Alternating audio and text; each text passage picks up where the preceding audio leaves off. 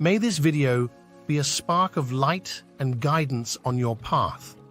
Together, we can create a chain of love that permeates all dimensions of existence.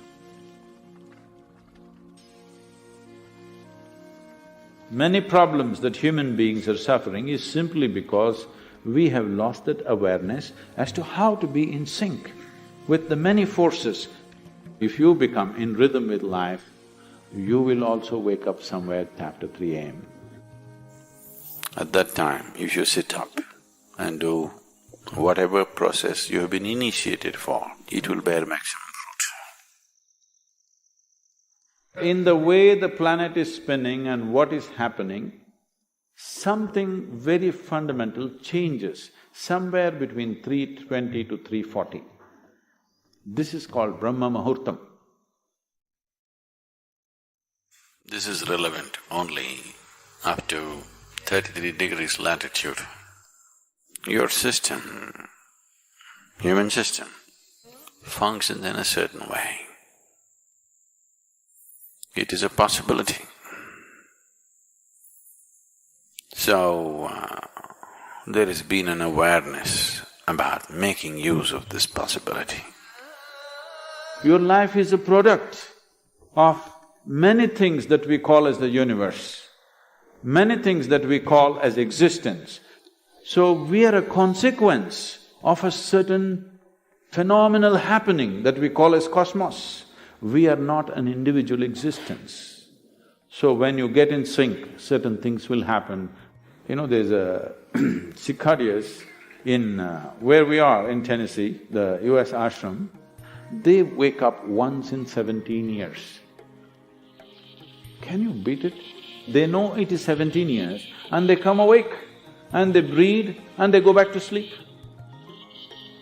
They're keeping time once in 17 years, no alarm bell anywhere. Well, how is this?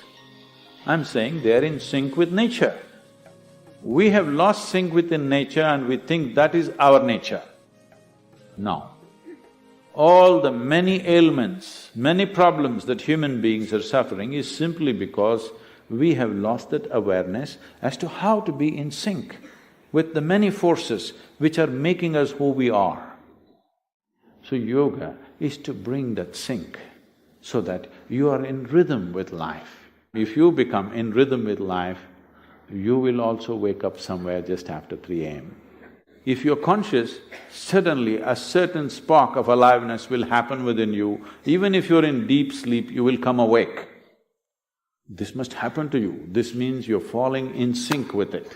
You're falling in sync with life. So what should I do? Should I meditate? Should I do a kriya? Doesn't matter what. You must do a process for which you have been initiated for. Because initiation means you were not just taught a practice, it was introduced into your system, it was implanted in your system. So whatever, if there is a life seed within you, if you're awake at Brahma Muhurtam and sit for whatever that practice is, it bears maximum fruit because of the way the planet is behaving in relation to your system. If you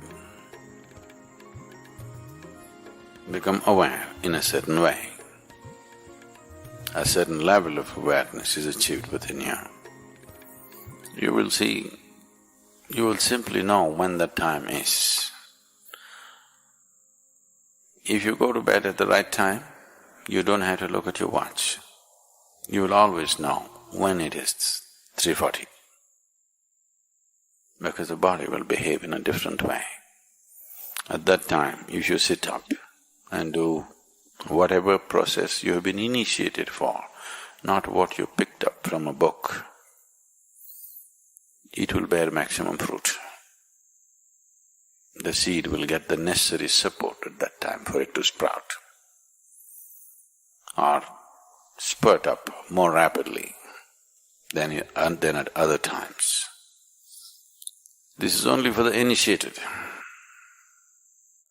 If you are not initiated, you're a book yogi. Then 340, 640, 740, not so much of a difference. Sandhya kalas are more important for such people. Sandhya means 20 minutes before sunrise, 20 minutes after sunrise, or 20 minutes before sunset and 20 minutes after sunset. The same goes for noon and midnight, but they're of a different nature. So these two twilights are better for the uninitiated.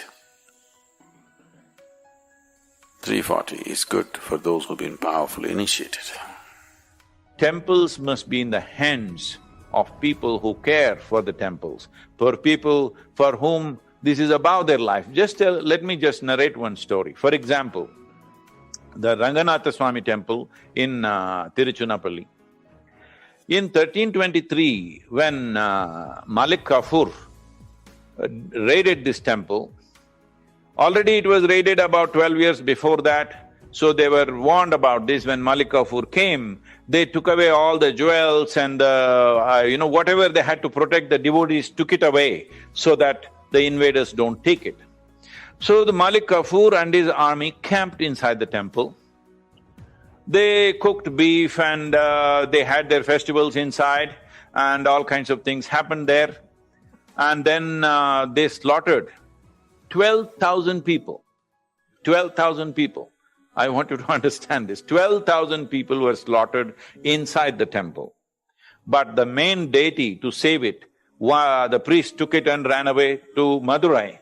When he was leaving, because they would catch him, a certain woman, her name is Velai, she danced for this commander to keep him distracted, and she seduced him, kept him busy for 1 or 2 hours so that the priest can escape. Then she told him she knows where the gold and other valuables are, and she took him up the tower and she pushed him off from there and he died. And then she also jumped and gave up her life. This is how temples have been preserved. And now our own governments, elected by us, running them down, this is simply not okay. 75 years of independence we are talking about. If really the word independence has to mean something to us, to the majority community, 87% of the population in Tamil Nadu, if the word independence has to mean something to us, you have to first liberate these temples from government administration and governance. They don't have to administer and govern these temples. Laws are there. If something wrong happens, for everything there is a law. The existing laws can manage those aspects. It once happened, a rabbit was romping around,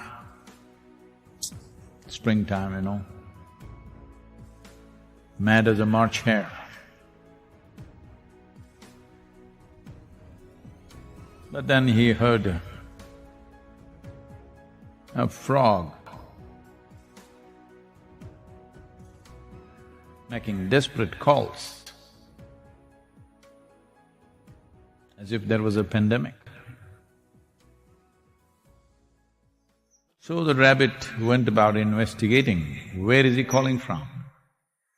Then he found a hole in which the frog was sitting, and then the rabbit asked, "What are you doing in this hole? Why are you screaming?" The frog said, "I fell into this hole, I'm not able to get out." The rabbit said, "Just hold on, I will go get a ladder for you." So went out to procure a ladder. So after some time he got the ladder and came back. But he found the frog was already sitting outside the hole. Then the rabbit asked, "How did you get out?" "Well, after you left, a snake came into the hole, so I got out." So, now the snake has entered the hole, everybody needs to jump to their fullest capability. Every one of you, wherever you are, whatever you're doing in your life, you must come to your fullest capability. This is the time. If we know how to make use of this time, we can come back with renewed strength and energy.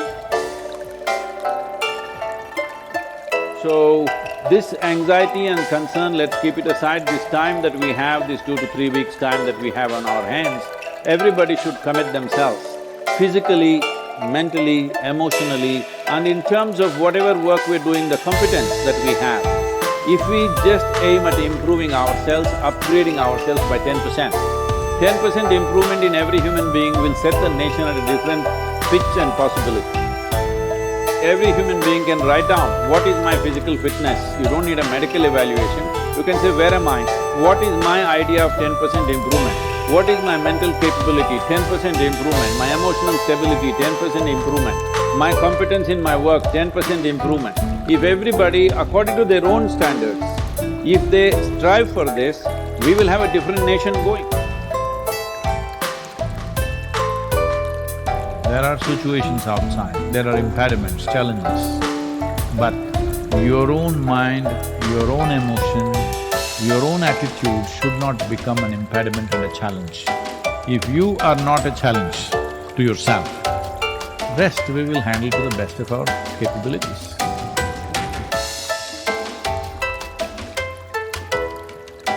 Be a multiplier of love and knowledge. Share this video with those you love, and together, let's spread light throughout the world.